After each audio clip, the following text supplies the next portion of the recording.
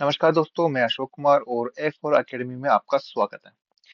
तो धीरे धीरे क्लास 10 हो गई और आज की क्लास है 11 जिसके अंदर हम PYQ सोल्व करने वाले हैं। ठीक है। आज का जो पेपर होगा वो 10 जून 2025 में शिफ्ट 2 है। उसके अंदर जो मैथ के 30 क्वेश्चन है उनको हम सोल्व करेंगे। ठीक है। तो बिना किसी टाइम खराब किए हम स्टार्ट करते हैं क्वेश्चन नंबर 1। क्वेश्चन नंबर 1 अपने पास कुछ इस तरीके से है कि 2.777 का तुल्य भिन्न ज्ञात कीजिए। मतलब इनके अंदर कौन सा होगा जिसको सोल्व करने पर अपने पास जो ये वैल्यू आती है। तो कुछ नहीं करना अपने को। सबसे पहले ऑप्शन 1 देखते हैं। तो ऑप्शन 1 देखेंगे तो 11 28 को 11 में डिवाइड किया तो 11 का हम 11, 11 दो से किया 22, 6, 11 को 6 से किया 66, ज्यादा होता है 55 आता है। तो ऑप्शन नंबर 1 गलत हो गया। ऑप्शन नंबर 2 की बात करते हैं। 9 एकम 9, 9 को 2 से किया 18, 2.70 और 70 में 9 का भाग दिया तो कितनी बार आता है? 7 बार आता है, 63। ठीक है। 7 बार गया 63, 2.7। उसके बाद 7 जीरो वापस आता है। फिर उसमें डिवाइड किया 63, 9 7 63। तो ऑप्शन नंबर 2 है वो इसका सही आंसर हो जाएगा। ठीक है। क्वेश्चन नंबर 2 की बात करते हैं कि एक पाइप टैंक को 8 मिनट में भर सकता है, जबकि दूसरा पाइप पूरी तरह से भरे टैंक को 11 मिनट में खाली कर सकता है। यदि दोनों पाइपों को खाली टैंक में एक साथ खोल दिया जाए तो टैंक का 3/4 हिस्सा भरने में कितना समय लगेगा? ठीक है। मिनट में अपने को निकालना है।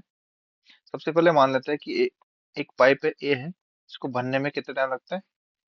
8 मिनट लगता है। ठीक है। एक दूसरा पाइप है, वो क्या करता है? खाली कर देता है। भरे टैंक को 11 मिनट में खाली कर सकता है, मतलब माइनस का 11 मिनट। इसको इस तरीके से लेंगे। अब क्या करेंगे? 8 का और 11 का क्या लेंगे? हम एलसीएम लेंगे। तो यहाँ पे एलसीएम आता है 88। ठीक है। तो ऐसे मान लेंगे टोटल जो क्षमता है अपने पास टैंक की वो है 88। जब 8 से डिवाइड करेंगे तो अपने पास ए की जो आती है कैपेबिलिटी 11 आती है, बी की आती है माइनस का 8। अब ये बोला है दोनों पाइपों को खोल खाली टैंक में एक साथ खोल दिया जाए। जब दोनों पाइपों को एक साथ खोलेंगे तो यहाँ पे कितनी आती है? 3। मतलब टोटली क्या होगा? टैंक भरेगा। अब ये बोल रहा है कि टैंक का 3/4 हिस्सा भरने में कितना समय लगेगा? ठीक है। तो टैंक का 3/4 हिस्सा जो है 3/4, 4 से डिवाइड किया 22, जाएगा 66। ठीक है। तो ए और बी को 66 भाग भरने में कितना समय लगेगा? 3 से डिवाइड करेंगे तो अपने पास लगेगा 22, 22 मिनट। और ऑप्शन नंबर 2 इसका सही आंसर हो जाएगा। Question number 3। यदि अल्फा और बीटा द्विविक समीकरण y² - 9y + 8 = 0 के मूल है तो alpha plus beta minus alpha beta का मान ज्ञात कीजिए। ठीक है। अपने पास कुछ समीकरण मान लेते हैं। A x square plus b y plus c बराबर 0। तो इस समीकरण के जो मूल होते हैं मान लेते हैं अल्फा प्लस बीटा। इस समीकरण के अल्फा और जो बीटा है वो मूल है। तो अल्फा दोनों मूलों का ये योग होगा, वो होता है -b/a। और दोनों मूलों का गुणनफल जो होता है वो होता है c/a। ये मेथड है, आपको हमेशा याद कर रखना है। ठीक है। इसी मेथड से इस क्वेश्चन को अपन सोल्व करेंगे। ठीक है। अपने पास इक्वेशन है क्या है? y² - 9y + 8 बराबर 0। और इसके मूल है अल्फा और बीटा। अब यहाँ से अपने पास इक्वेशन इस तरीके से है कि alpha plus beta minus alpha beta की वैल्यू निकालनी है। ठीक है। तो अपने पास जो है इस समीकरण में साफ साफ दिख रहा है कि अल्फा प्लस बीटा और अल्फा बीटा मतलब मूलों का योग और मूलों का गुणनफल निकालना है। तो इस इक्वेशन से अपन निकाल सकते हैं। तो अल्फा प्लस बीटा क्या होता है? -b/a। -b/a तो माइनस बी की वैल्यू कितनी है? 9। और ए की वैल्यू कितनी है? 1। यहाँ से अल्फा प्लस बीटा की वैल्यू आ गई 9। और अल्फा बीटा की मतलब अल्फा और बीटा का गुणनफल आएगा वो अतः सी अपॉन ए। तो सी की वैल्यू कितनी है यहाँ पे 8, ए की वैल्यू 1 यहाँ पे।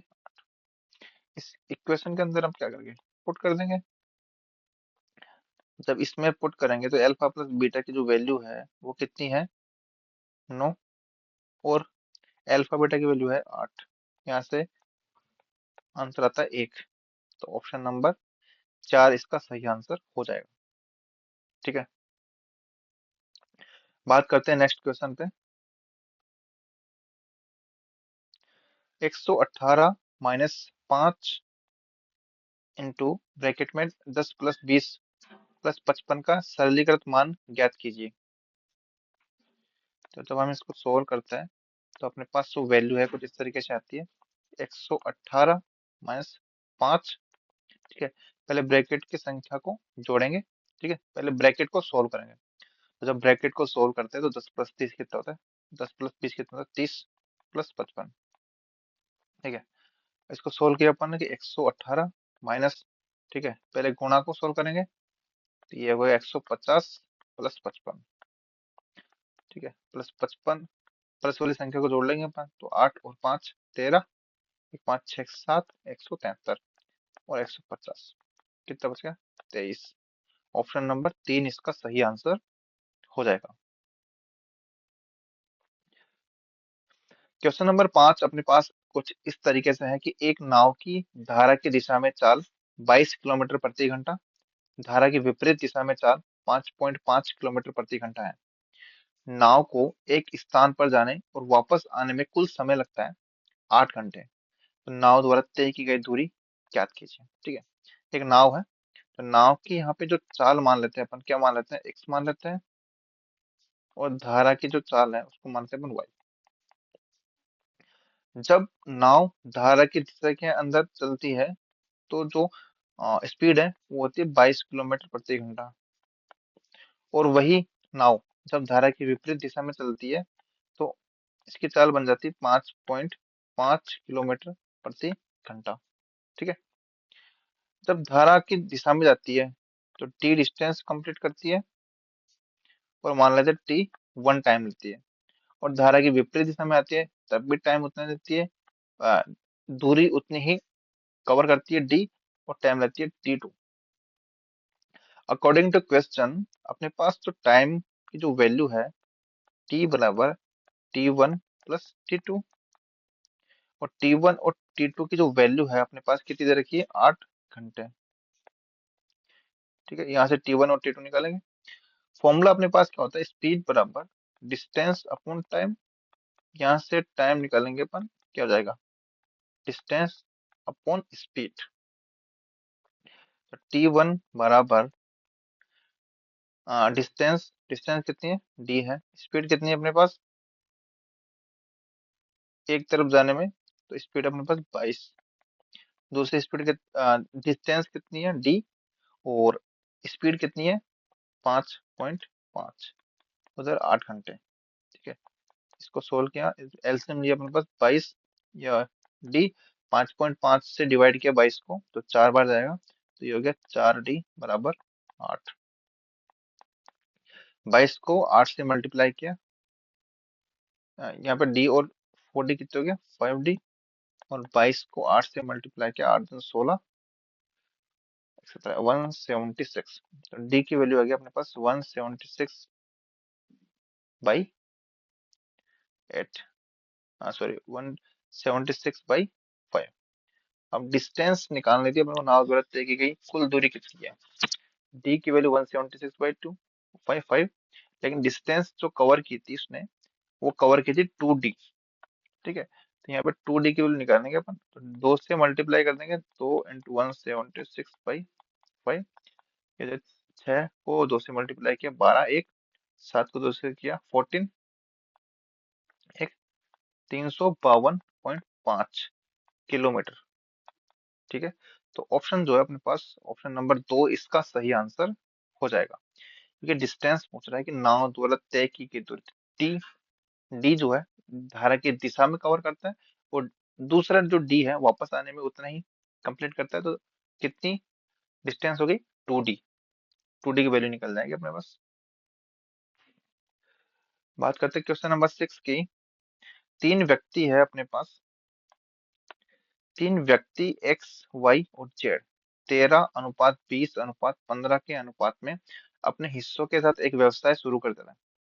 7 महीने बाद वाई ने अपना 33% हिस्सा वापस लिया, जबकि जेड ने वर्ष पूरा होने से 5 महीने पहले अपना 24% हिस्सा वापस ले लिया। यदि वर्ष के अंत में कुल लाभ 16,100 रुपए है, तो लाभ जे का ज्ञात करना है। ठीक। अपने पास जो है एक्स है, वाई है, जेड है। तो दूर दूर बना लेते हैं क्योंकि लंबा लंबा हो। यहाँ पे एक्स है, वाई है और जेड है। कुछ नहीं है, अनुपात का खेल है, अनुपात निकालना है अपन को। ठीक है। एक्स के बारे में कुछ नहीं बोल रखा, इसका मतलब होता है एक्स जो है कितने महीने लेता है, 12 महीने रहता है यहाँ पे। ठीक है। वाई की बात करते हैं। वाई में के अंदर क्या होता है, 7 महीने बाद वाई ने अपना 33% हिस्सा वापस ले लिया। ठीक है। 7 महीने बाद मतलब ये होता है कि जो वाई की जो वैल्यू है 20, वो कितने दिनों तक रहती है, 7 महीने तक तो रहती ही रहती है। ठीक है। उसके बाद में 33% हिस्सा वापस ले लिया, मतलब अब कितना बचा, 66, 67%। ठीक है। तो जो 67% वैल्यू बची है, तो इसको अपन ऐसे कैसे लिख सकते हैं, 67/100। कितने महीने के लिए, 5 महीनों के लिए। जेड की बात करते हैं। जेड की वैल्यू कितनी है, 15। ये भी ऐसे बोल रहा है कि 5 महीने पहले, मतलब 7 महीने तक तो 15 की 15 रहती है। उसके बाद जो वैल्यू बन जाती है 15 की, कितनी, 24% हिस्सा। तो कितना बचा, 76% बचा। 76/100 इंटू कितना, 5 महीने के लिए। अब इसको सोल्व करना पड़ेगा अपन को। ठीक है। 13 को 12 से मल्टीप्लाई किया, 12 को 3 से किया, 36, एक, 3 और 15, 156। ठीक है। इसको अपन सोल्व करते हैं। ये आता है अपने पास 140 प्लस 5 से डिवाइड किया, 5 से डिवाइड किया, आ गया 6, 7। इधर 15 को 7 से मल्टीप्लाई किया तो 105 प्लस, ये हो गया 5 को 20 पर गया, 5 को 3 से मल्टीप्लाई किया, 4 से मल्टीप्लाई किया, 4 हो गया 4, 4 नाम 36। ठीक है। ये आ गया 5, 7। अनुपात अपने पास बनता है 156। इसको ऐड किया, 7, 6 और 10, 207। यहाँ पे ऐड है 7 और 5, 12, 6, 162। ये अपने पास अनुपात आता है। ठीक है। थोड़ा सा लेंथी क्वेश्चन है, इसको सोल्व करने का तरीका यही है। जेड का हिस्सा निकालना है। ठीक है। तो अपने पास जो वैल्यू दे रखी है, अपने पास टोटल की वैल्यू दे रखी है 16,100 रुपए। ठीक है। तो टोटल अनुपात को अपन ऐड कर देंगे, 156, 207 प्लस 162। किसकी निकालनी वैल्यू, 162 की। इसको हम सोल्व कर लेंगे। ठीक है।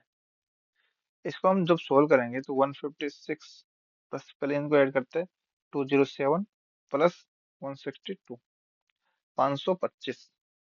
ये इसकी वैल्यू आती है 525 इंटू 162। 16,100 के अंदर भाग दिया अपन ने 525 का, तो 30.66 गुणा करेंगे 162 से,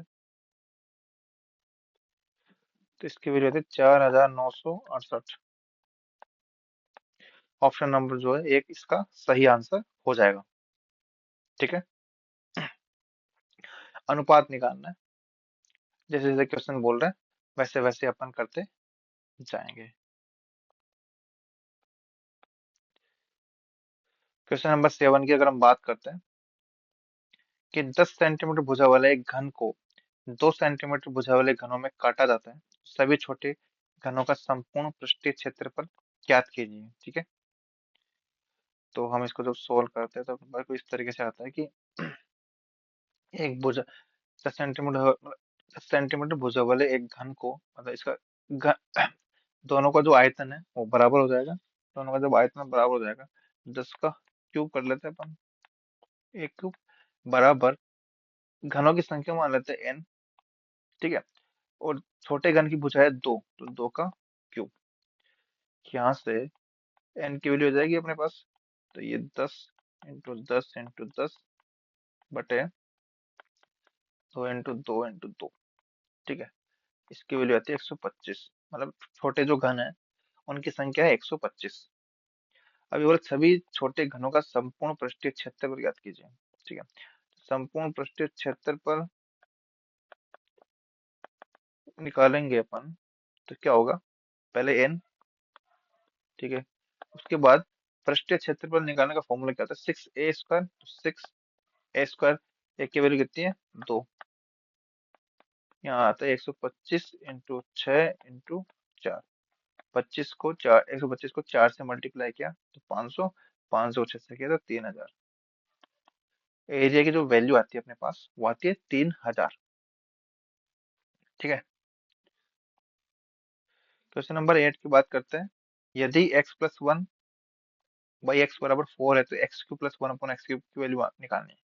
तो अपने पास एक फॉर्मूला होता है, x+1/x की वैल्यू अगर k है तो x³ + 1/x³ की जो वैल्यू आती है वो आती है k³ - 3k, ठीक है।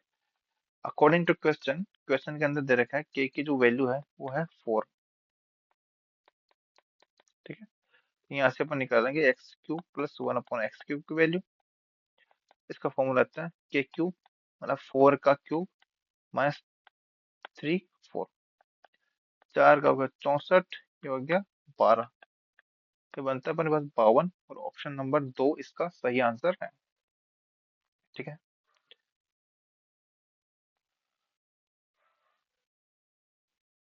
क्वेश्चन नंबर 9 की बात करते हैं। 50 लड़कों का एक कक्षा में से 15 लड़कों की औसत लंबाई 163 है और शेष लड़कों की औसत लंबाई 156 सेंटीमीटर है। कक्षा के सभी लड़कों की औसत लंबाई निकालनी है, ठीक है। 50 टोटल लड़के हैं, ठीक है। यहाँ पे 15 लड़के हैं, तो ये हो गया 35 लड़के। अनुपात निकाला था 5×3 = 15, 5×7 = 35, ठीक है। यहाँ पे जो एवरेज है वो दे रखा है 163, यहाँ दे रखा है 165।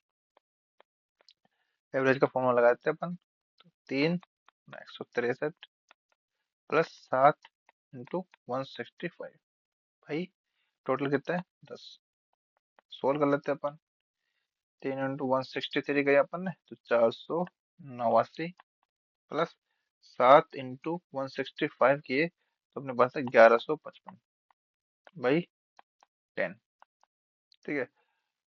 1155 प्लस 489 करेंगे तो 1644, इसकी वैल्यू आती है 164.4। इसका सही आंसर हो जाएगा ऑप्शन नंबर 3, ठीक है। बात करते हैं क्वेश्चन नंबर 10 की। अपने पास फॉर्मूला कि a = 2 है, तो 3 × √8a² - 4a + 1 + 17a की वैल्यू निकालनी है, ठीक है। सिंपल से इसके अंदर पुट करना अपन को, तो इसको पुट करेंगे 3 × 8, a की वैल्यू कितनी है 2, तो 2 का स्क्वायर, ठीक है। a की वैल्यू कितनी है 2 + 1 + 17, और इसको 2 से मल्टीप्लाई कर दिया, तो यहाँ से 3 से मल्टीप्लाई करके इसको सोल्व करते हैं। ये हुआ 4, 8 चौक 32, हो गया 4 को 2 से मल्टीप्लाई किया 8, और ये +1, और ये कितना हो गया बाहर, 17 को 2 से मल्टीप्लाई किया तो 34, 32 + 1 33, 33 में से 8 गया तो कितना बचा 25, तो अंडर जो वैल्यू आती है 25 आती है, और ये 34। 25 का अंडर रूट कितना होता है 5, हो गया 15, और 34 49। ऑप्शन नंबर 1 इसका सही आंसर हो जाएगा, ठीक है।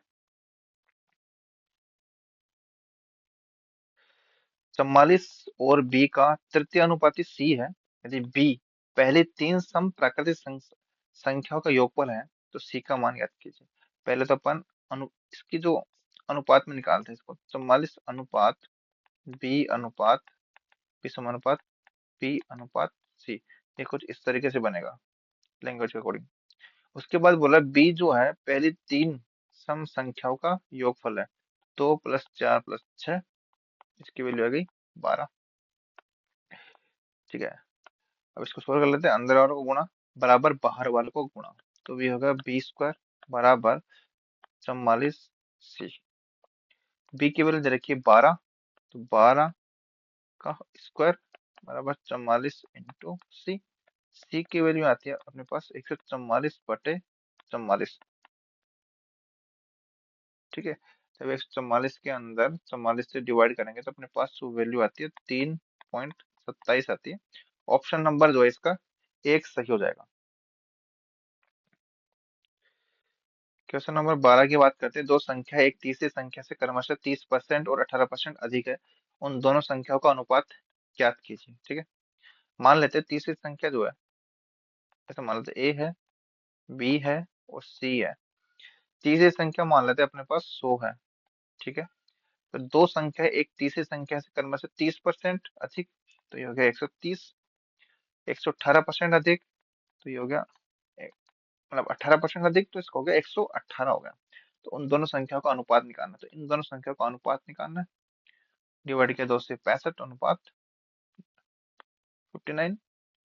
ऑप्शन जो है 4 इसका सही आंसर हो जाएगा।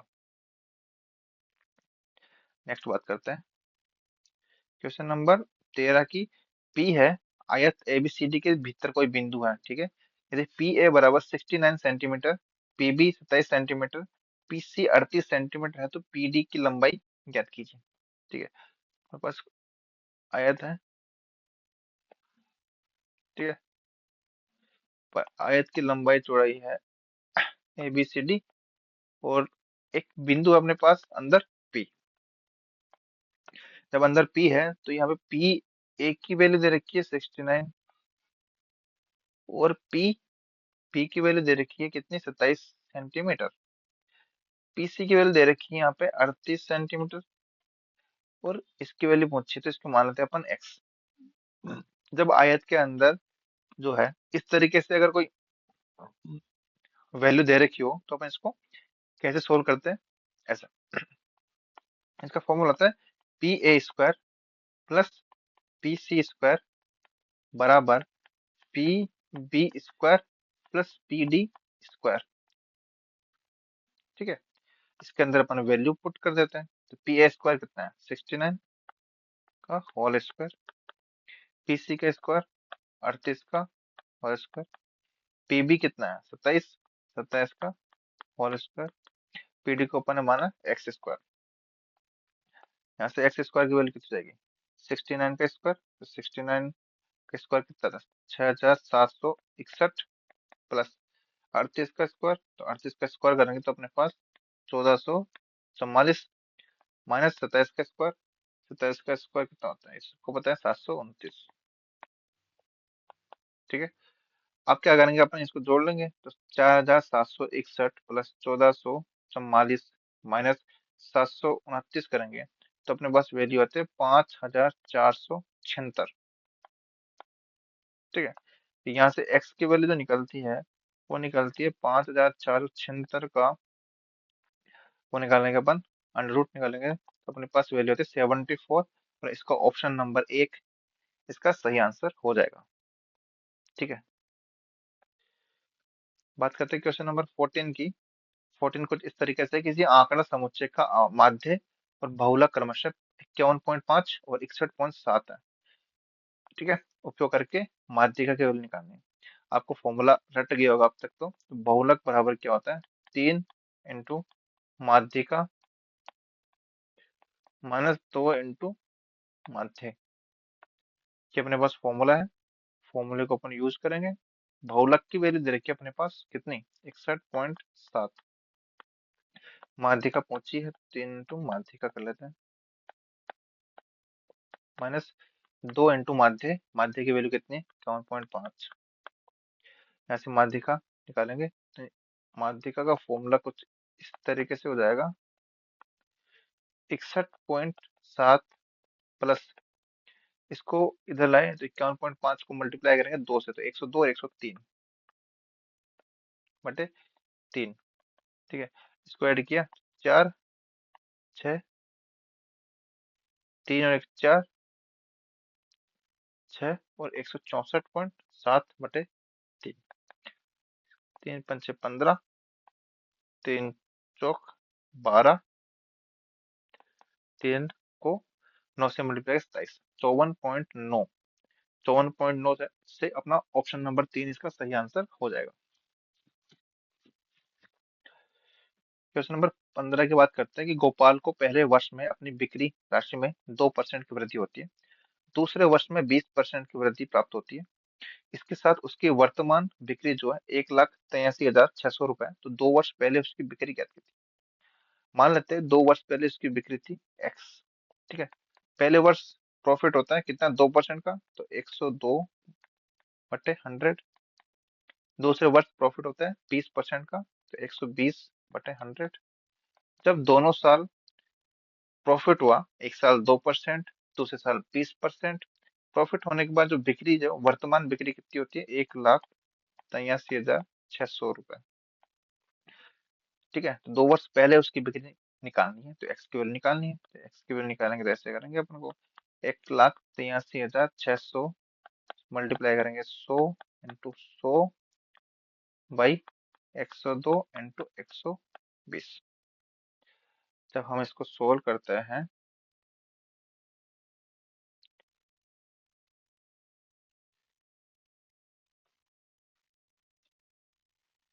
तो हम अपन इसको सोल्व करेंगे तो अपने पास वैल्यू आती है 1,50,000, 1,50,000। ऑप्शन नंबर 3 इसका सही आंसर हो जाएगा। ठीक है,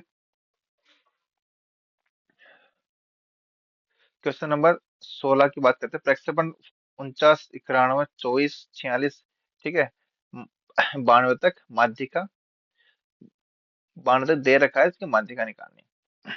सबसे पहले अपने पास एक फॉर्मूला है। फॉर्मूला क्या है? इसको आरोही क्रम में निकालना पड़ेगा। आरोही क्रम में निकालने के लिए सबसे बड़ी पहली संख्या कौन सी है? 14। ठीक है, सबसे पहली संख्या कितनी है? 14। ठीक है, उसके बाद में आती है 20, उसके बाद आती है 21, 21 के बाद आती है 24, 24 के बाद में आती है 32, 32 के बाद में आती है 46, 46 के बाद 49, 49 के बाद, 49 के बाद जो है वो है 66, 66 के बाद में है 90, 91 और 92। 1 2 3 4 5 6 7 8 9 10 11। 1 2 3 4 5 6 7 8 9 10 11, 11 संख्या होगी। ठीक है, अब जो है इनका माध्य निकालना है, मतलब एवरेज निकालना है। ठीक है, संख्या कितनी है? 11, 11 + 1/2, तो छठे नंबर की संख्या निकालनी है। 46 है इसका आंसर है, 46 से इसका आंसर हो जाएगा। ठीक है, आरोही क्रम में लेने के बाद एक तरीके से इसका औसत निकालना है, इसका माध्य निकालना है। माध्य कैसे निकालते हैं? जैसे एवरेज का फॉर्मूला होता है वैसे निकालते हैं, तो इसकी वैल्यू आती है 46। क्वेश्चन नंबर 17 की बात करते हैं। तो अपने पास जो है कुछ इस तरीके से बनेगा। घनाभ जो है, घनाभ की जो वैल्यू है, घनाभ का जो डायग्राम है कुछ इस तरीके से बनेगा। ठीक है, 3 सेंटीमीटर त्रिज्या वाले एक अर्धगोले को एक घनाभ के अंदर फिट किया जाता है और फिर घनाभ के अंदर जल भर दिया जाता है। घनाभ में उपस्थित जल की मात्रा के कारण। ठीक है, और अर्धगोला जो है कुछ इस तरीके से मान लो अपन।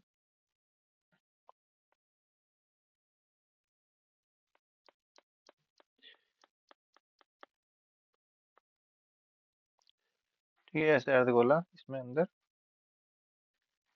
आ जाएगा। यहाँ से अपन बात करते हैं अर्धगोला। अर्धगोले की त्रिज्या कितनी है अपने पास? 3 सेंटीमीटर। अर्धगोले का आयतन कितना होगा? 2/3। ठीक है, मैं एक चीज समझा देता हूँ। जब घनाभ के अंदर अर्धगोला फिट कर दिया जाता है, तो अब इसके अंदर पानी भरेंगे, तो पानी भरने के लिए अपने पास जो जगह बची है, जगह कौन सी बची है? जो इसके अलावा अर्धगोले के अलावा जो जगह बची उसी के अंदर तो पानी आएगा। तो अपन को क्या करना है, घनाभ का आयतन निकालना है, घनाभ के आयतन से अर्धगोले का आयतन माइनस करना है। ठीक है, तो यहाँ पे त्रिज्या हो गई 3 सेंटीमीटर। घनाभ की बात करते हैं, घनाभ की बात करते हैं तो लेंथ जो हो जाएगी, लेंथ क्या करेगी अब, आर, आर हो जाएगी, तो 2r हो जाएगी। तो 2r की वैल्यू कितनी है, 6 सेंटीमीटर। ठीक है, और जो चौड़ाई है, चौड़ाई भी क्या हो जाएगी, आर, आर, ये 2r की जाएगी। 2r की वैल्यू कितनी है, 6 सेंटीमीटर। और जो हाइट है, हाइट कितनी होगी, हाफ ही तो ये अर्धगोला है, अर्धगोला है तो इसकी वैल्यू आर है, तो आर की वैल्यू होती है 3। ठीक है, पानी की, पानी का आयतन निकालना है, पानी कितना है इसके अंदर निकालना है। तो पानी का आयतन निकालने के लिए क्या करेंगे, घनाभ का आयतन जो है उसमें से अपन निकाल देंगे अर्ध गोले का आयतन। तो अब इसको अपन सोल्व करते हैं। जब हम इसको सोल्व करते हैं तो घनाभ का आयतन निकालेंगे, तो इसका फॉर्मूला होता है एल बी एच माइनस अर्धगोल का फॉर्मूला होता है 2/3 पाई आर क्यूब। एल कितना है यहाँ पे 6, बी कितना है 6, एच कितना है 3, माइनस ये हो गया 2/3 पाई की जगह पाई, 22/7। आर कितना है 2 का क्यूब, 2 का क्यूब कितना है 8 होता है। इसकी वैल्यू बन गई अपने पास कितना, 36 × 3 108 माइनस, और इसको मल्टीप्लाई करेंगे 2 × 22 × 8/21। तो इसकी वैल्यू थी 16 पॉइंट, सॉरी 44 को 8 से मल्टीप्लाई किया, 352/21।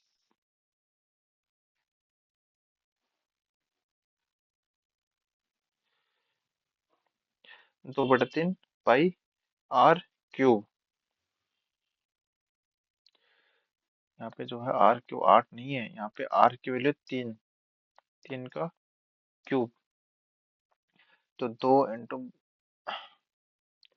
44 को मल्टीप्लाई करेंगे अपन 27 से/21, यहाँ से 56.57।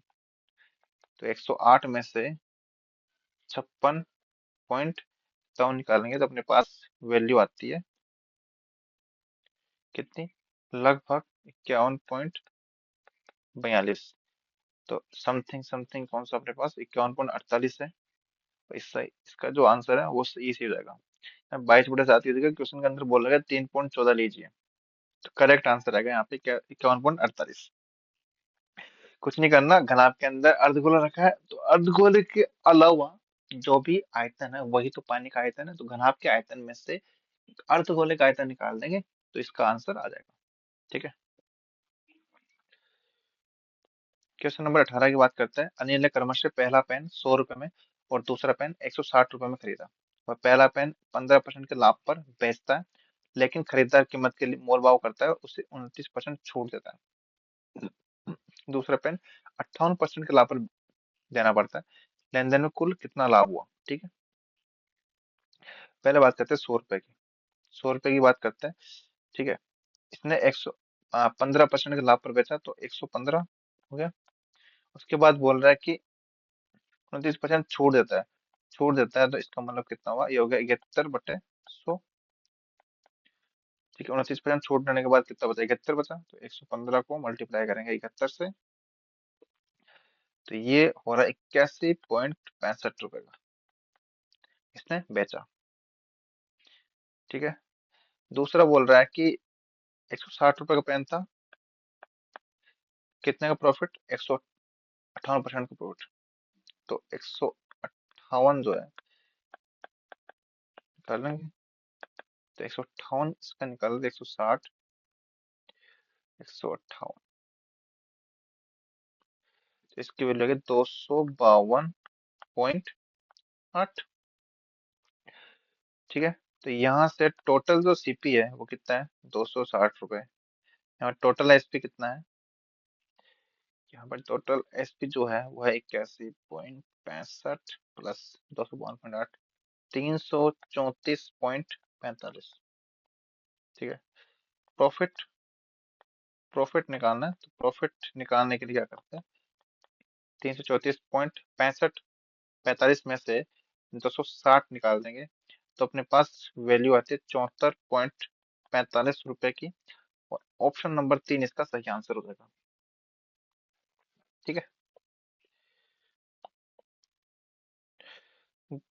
बिंदु पी से ओ वाले एक वृत्त पर एक स्पर्श रेखा खींची जाती है। तो एक मान लेते हैं अपने पास ये हो गया अपने पास ओ वाला वृत्त।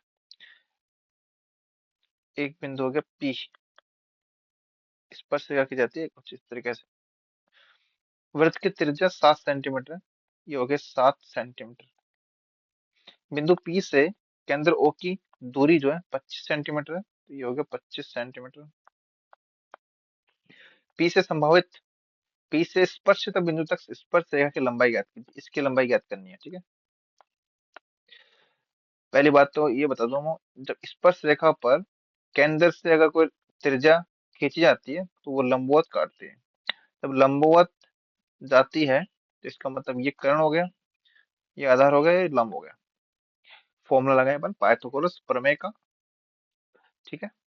तो इसका अगर तो फॉर्मूला लगाए तो 25 का स्क्वायर बराबर 7 का स्क्वायर एक्स का स्क्वायर। यहाँ से एक्स स्क्वायर कितना, 25 का 625, 7 का 49। तो एक्स की वैल्यू कितनी आएगी, 625 में से 49 निकालेंगे। ठीक है। 625 में से 49 निकाले तो अपने पास कितना बचा, 576। और 576 किसकी वैल्यू, 24 की वैल्यू है। ऑप्शन नंबर 3 इसका सही आंसर हो जाएगा। क्वेश्चन नंबर 20 की बात करते हैं। तीन संख्याओं का औसत 23 है, उनमें से दो संख्या 11 और 26 है, तीसरी संख्या ज्ञात कीजिए। औसत किस निकालते हैं, टोटल संख्याओं का योग बचे टोटल संख्या। जब औसत दे रखा है अपने पास 23 है, ठीक है, टोटल संख्याओं का योग 11 है, 26 है, तीसरी संख्या नहीं पता, उसको मान लेते एक्स बटे संख्या, टोटल संख्या कितनी है 3।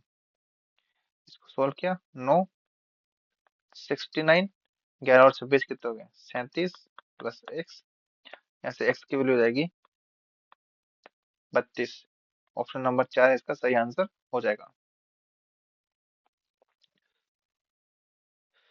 यदि 2400 रुपए को 20% वार्षिक चक्रवृद्धि ब्याज की दर पर निवेश किया जाए, एक वर्ष बाद धनराशि कितनी हो जाएगी, जबकि ब्याज अर्धवार्षिक रूप से संयोजित किया जाता है। ठीक है। पी की जो वैल्यू अपने पास कितने हैं, 2400 रुपए। अर्धवार्षिक रूप से कर रहे हैं तो टी की जो वैल्यू है वो कितनी हो जाएगी, एक वर्ष है लेकिन हो जाएगी 2 वर्ष। आर की वैल्यू जो है कितनी है, 20% है, लेकिन अर्धवार्षिक रूप से कर रहे हैं तो इसकी जो वैल्यू जाएगी हो जाएगी 10%। अब निकालना है चक्रवृद्धि ब्याज की दर पर निवेश किया जाए तो एक वर्ष बाद धनराशि कितनी होगी। तो निकालना है मिश्रधन। मिश्रधन का फॉर्मूला आता है 1+R/100 × T, sorry power T या टी। पी की वैल्यू है 2400 रुपए, आर की वैल्यू कितनी है 10/100, टी कितना हो गया 2। इसको सोल्व किया तो 400 इंटू ये कितना हो गया, 0 से 0 कैंसिल आउट, 10 1 11/10, तो ये होता है 11/10 इंटू 11/10। ठीक है। 2 0 से 2 0 कैंसिल आउट, ये हो गया 24 को 121। अब 24 को 121 से मल्टीप्लाई करेंगे तो अपने पास वैल्यू आती है 2904। ऑप्शन नंबर 1 इसका सही आंसर हो जाएगा। एक खुदरा विक्रेता वस्तु पर खरीदारों के लिए निम्नलिखित छूट स्कीमें प्रदान करता है। 27% की 2 क्रमिक छूट, 36% के बाद 45% की छूट, 29% के बाद 32% क्रमिक छूट, 34% के बाद 7% छूट। किस स्कीम का विक्रय मूल्य अधिकतम होगा।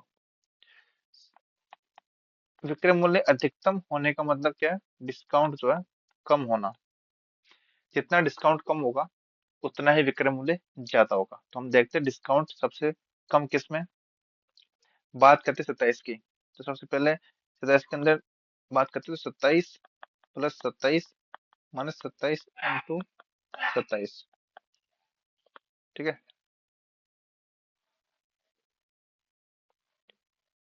बाई 100।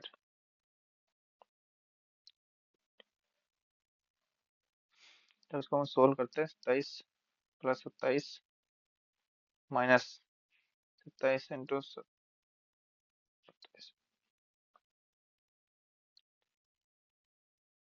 7.29। तो ये आता है मेरे पास 54 में से 7.38 करेंगे, 46.71। ठीक है, ये होगा फर्स्ट। दूसरा बात करते हैं 36% प्लस 45 माइनस 36 इंटू 45 बाई 100। ठीक है, 11 81 माइनस 36 इंटू 45, 16.2। ये आता है 64.8। तीसरी बात करते हैं 19 और 32। तो 19 प्लस 32, 19 32 बाई 100 हो गया 51। 51 में से 6.08, तो इसकी वैल्यू आती है 44.92। चौथा है 34% की छूट के बाद 7% की, 34 प्लस 7 माइनस 34 इंटू 7/100 हो गया 41। 41 में कुछ कटेगा तो ये आएगा ऑप्शन नंबर 4, इसका सही आंसर हो जाएगा। ऑप्शन नंबर ने 4 नहीं, 4 वाला जो स्टेटमेंट है वो सही हो जाएगा, ऑप्शन नंबर 3 इसका सही आंसर। ठीक है, सबसे कम जो डिस्काउंट होगा उसी के अंदर सबसे ज्यादा सेलिंग प्राइस होगा। ठीक है, बात करते हैं नेक्स्ट पे। दो पाइप एक टंकी को अलग अलग क्रमशः 98 मिनट और 28 मिनट में भर सकता है। टंकी को खाली करने के लिए टंकी के तल पर एक पाइप लगाएं। तीनों पाइप एक साथ खोल दिए जाए तो खाली टंकी को 21 मिनट में भर देते हैं। कोई अन्य पाइप खुला ना हो, टंकी के तल पर लगा पाइप पूरी तरह से भरी टंकी को खाली करने में कितना समय लेगा। ठीक है, ए लेता है कितने, 28 मिनट। बी लेता है अपने पास कितने, सॉरी 98 मिनट। बी लेता है 28 मिनट। और तीनों को जब खोल दिया जाए तो ये टाइम लेता है 21 मिनट। ठीक है, अब निकालना है अपन को एलसीएम। एलसीएम निकालने के लिए क्या करेंगे, 98 28 और 21, 2 से डिवाइड किया, ये हो गया 49 14 21। 2 से डिवाइड किया 49 7 21। अब बात करते हैं 3 की। 3 से किया अपन ने तो 49 7 और 7। अब 7 से किया तो 7 1 1 के बाद 7 से किया तो 1 1 1। ठीक है, ये अपने पास एलसीएम आ गया। एलसीएम की वैल्यू कितनी है, 50 इंटू 12, 588। तो अपने पास एलसीएम आ गया 588। जब 98 से डिवाइड करेंगे 588 को तो अपने पास वैल्यू आती है 6। ठीक है, और 588 को 28 से करेंगे तो अपने पास वैल्यू आती है 21। और 588 को डिवाइड किए 21 से तो अपने पास वैल्यू आती है 28। ठीक है, ये कुछ वैल्यू आ गया अपने पास, ए प्लस बी प्लस सी की 28, बी की 21 और ए की 6। यहाँ से निकालेंगे सी की वैल्यू। सी की वैल्यू कैसे निकालेंगे, ए प्लस बी इसमें से हटा देंगे। ए प्लस बी कितना हुआ 28, सॉरी 21 प्लस 6 27, 27 किया तो बचा 1। सी जो है कितना टाइम लगेगा, तो 588/1 बराबर 588 मिनट लेगा इसको खाली करने में। तो ऑप्शन नंबर इसका एक, ऑप्शन नंबर 2 इसका सही आंसर हो जाएगा। एक वस्तु को 112 रुपए में बेचने पर एक व्यक्ति को 20% की हानि होती है। 50% लाभ कमाने के लिए उस वस्तु को किस कीमत पर बेचना होगा? ठीक है, मतलब 20% की हानि होती है, इसका मतलब क्या होगा? 80% की वैल्यू अपने पास कितनी है? 112 रुपए। 50% का लाभ मतलब 150% की वैल्यू निकालनी है, तो 112/80 × 150। जब हम इसको सोल्व करते हैं तो अपने पास जो वैल्यू आती है वो आती है 210 रुपए। ऑप्शन नंबर एक, तीन जो है इसका सही आंसर हो जाएगा। क्वेश्चन नंबर 25 की बात करते हैं। एक व्यक्ति अपनी मासिक आय का 33% खर्च करता है, तो इनकम जो है किसके बराबर होती है? Expenditure plus saving. 33% खर्च करता है मतलब 100% इनकम होती है। खर्च कितना हुआ? 33%। कितना बचा? 67% बच गया। प्रति माह 6,298 बचाता है, उसका मासिक व्यय खर्च कितना है? तो जो है खर्च, सेविंग की जो वैल्यू दे रखी है इसने दे रखी है 6,298, तो इसकी वैल्यू पूछा है। तो 6,298/67 करेंगे तो इसकी जो वैल्यू आती है वो आती है 3,102 रुपए, 3,102 रुपए। ऑप्शन नंबर दो इसका सही आंसर हो जाएगा। ठीक है, क्वेश्चन नंबर 26 की बात करते हैं। 1200 की राशि पर 3% मासिक ब्याज की दर से एक माह में प्राप्त साधारण ब्याज निकालना है। निकाल देंगे, अपने पास क्या दिक्कत है? पी दे रखा है अपने पास 1200, रेट देखिए 3, एक माह का निकालना है बाई 100, 12 12 को 3 से मल्टीप्लाई किया 36। ऑप्शन नंबर चार इसका सही आंसर हो जाएगा। एक व्यक्ति क्रमशः 20 किलोमीटर प्रति घंटा, x किलोमीटर प्रति घंटा और 20 किलोमीटर प्रति घंटा की चाल से 100 किलोमीटर, 408 किलोमीटर, 1460 किलोमीटर की दूरी तय करता है। पूरी यात्रा के लिए उसका औसत चाल जो है 20 किलोमीटर प्रति घंटा है, तो x की वैल्यू निकालनी है। कुछ नहीं करना, औसत चाल जो है उसका फॉर्मूला क्या होते हैं? औसत चाल बराबर, ठीक है, total distance upon total time. Total distance कितनी है अपने पास? 100 किलोमीटर प्लस 408 किलोमीटर और 1460 किलोमीटर। ठीक है, टोटल टाइम, टाइम निकालने के लिए अपन क्या करेंगे? T1 plus T2 plus T3। T1 यहाँ पे आ जाएगा कितना? 100 किलोमीटर बटे 20। ठीक है, ये हो गया 5। T2 की जो वैल्यू है वो है 408 किलोमीटर बटे x, और T3 की जो वैल्यू है वो है यहाँ पे 1460/20, 73। ठीक है, तो यहाँ पे 5 प्लस 408/x प्लस 73। इसको जब अपन सोल्व करेंगे तो इधर इसको मल्टीप्लाई कर देंगे, तो 20 को 5 से क्या 100 प्लस 408 को 20 से मल्टीप्लाई किया तो ऐसा कैसे, प्लस 73 को 20 से मल्टीप्लाई किया बराबर, इनका जोड़ा अपन ने 508 हो जाएगा प्लस 1460, ये 1968। ठीक है, ये 100 और ये कितना हो गया? 73 इंटू 20 कितना हुआ? 1460। 1460 में 100 जोड़े तो कितना हो गया? 1560। तो ये हो गया 1560।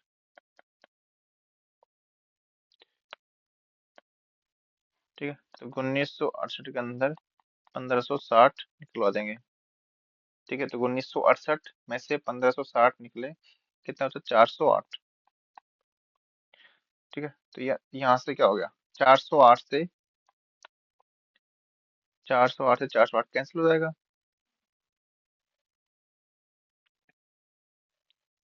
तो x की जो वैल्यू आती है यहाँ पे, x की वैल्यू कितनी आई? 20। मतलब ये चाल भी क्या है? 20 किलोमीटर प्रति घंटा ही है, तो इसका ऑप्शन जो है चार इसका सही आंसर हो जाएगा।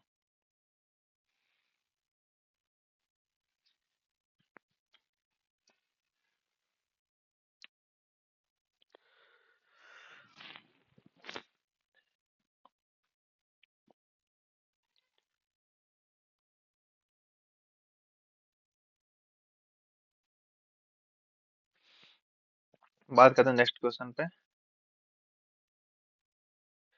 ये दो संख्याओं का अनुपात 18:5 है। एलसीएम दे रखा है और एचसीएफ का गुणनफल 360 है। ठीक है, तो एलसीएम और एचसीएफ के व्युत्क्रमों का योगफल निकालना है। ठीक है, तो अपने पास संख्या जो है वो 18:5 है, और एलसीएम और एचसीएफ का जो गुणनफल है वो कितना दे रखा है, 360। ठीक है, फॉर्मूला अपने पास होता है कि दो संख्याओं का योग, दो संख्याओं का गुणनफल बराबर एलसीएम और एचसीएफ का गुणनफल होता है। ठीक है, मान लेते हैं संख्या अपने पास है 18m और 5m। ठीक है, दो संख्या हो गई, इसको मान लेते हैं 18m, इसको मान लेते हैं 5m। तो दो संख्याओं का गुणनफल तो 18m इंटू 5m बराबर into LCM H C F. LCM और एच सी एफ गुणनफल कितना है, 360 है। तो 18×5 = 90, एम स्क्वायर 360, एम स्क्वायर बराबर कितना था, 4, एम बराबर कितना आ गया, 2। यहाँ पर संख्या कितनी होगी, 18×2 = 36 और 5×2 = 10। ठीक है, अब 5×2 = 10 और 36 हो गई। यहाँ से क्या करेंगे आप, एच सी एफ निकालेंगे। तो एच सी एफ की जो वैल्यू है वो कितनी है, 2। ठीक है, और एलसीएम की जो वैल्यू है यहाँ पर वो निकलेगी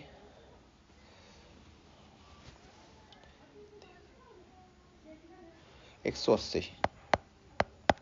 ठीक है, तो 1/LCM प्लस 1/HCF करेंगे तो यहाँ पर 180 एलसीएम ले लेंगे, हो गया 90। तो 91/180, ऑप्शन नंबर 4 इसका सही आंसर हो जाएगा। अब से 3 वर्ष पहले पिता की आयु उसके पुत्र की आयु के 2 गुने से 14 वर्ष अधिक थी। अब से कितने वर्ष बाद उसकी आयु उसके पुत्र की आयु का 2 गुना होगा। ठीक है, अब बात करते हैं पिता की जो आयु है उसको मान लेते हैं अपन x, और पुत्र की जो आयु है उसको मान लेते हैं अपन y। तो 3 वर्ष पहले, तो x की 3 वर्ष पहले। ठीक है, पिता की आयु उसके पुत्र की आयु के, तो इसके भी 3 वर्ष पहले निकालेंगे। 3 वर्ष पहले बात करें तो पिता और पुत्र की में से दोनों में से 3 कम कर देंगे क्योंकि वो वर्तमान मान रखे इसको। 2 गुने से 14 वर्ष अधिक है, तो सोल्व कर लिया अपन। तो 103 बराबर हो गया 2y - 6 प्लस 14, x - 2y ये इधर गया तो कितना बचा, -3 -3 11। Question number 1। दूसरी इक्वेशन अपने पास ऐसा बोल रहा है कितने वर्ष बाद उसकी आयु उसके पुत्र की आयु की 2 गुनी होगी। तो मान लेते हैं कितने वर्ष बाद, x m वर्ष बाद उसकी पुत्र की आयु की जो है वो 2 गुनी हो जाएगी। तो इसको अपन सोल्व करेंगे तो x + m बराबर 2y + 2m, x - 2y बराबर m। ठीक है, इक्वेशन 1 एंड 2 से अपन कंपेयर करेंगे तो यहाँ पे m की जो वैल्यू है वो 11 आ रही है क्योंकि बाकी दोनों इक्वेशन सेम है। तो m की वैल्यू जब 11 आ रही है तो यही तो निकालना था कितने वर्ष बाद ये जो है 2 गुना हो जाएगी। तो 11 इसका सही आंसर हो जाएगा। यदि साइन a बराबर 3/4 है तो 2 cos a बाई √7 का परिकलन कीजिए। साइन की जो वैल्यू है वो दे रखी है 3/4। ठीक है, इसकी वैल्यू कितनी है, लाल, इसकी वजह से कर्ण, और यहाँ से आधार की वैल्यू कितनी जाएगी, 5। लंबा कर्ण, सॉरी, यहाँ से आधार की वैल्यू कितनी जाएगी, 16 - 9 कितना हो गया, √7। ठीक है, तो यहाँ से cos a की वैल्यू निकालते हैं। तो cos a की वैल्यू कितनी होती है, आधार बटा कर्ण, आधार की वैल्यू कितनी है, √7, कर्ण की वैल्यू कितनी है यहाँ से 4। तो कर देते हैं अपन, तो 2 cos से कितना होगा, √7/4, और बटे में कितना है, √7 से √7 कैसे 1/2। ऑप्शन नंबर 1 इसका सही आंसर हो जाएगा। ठीक है गाइस, थैंक यू।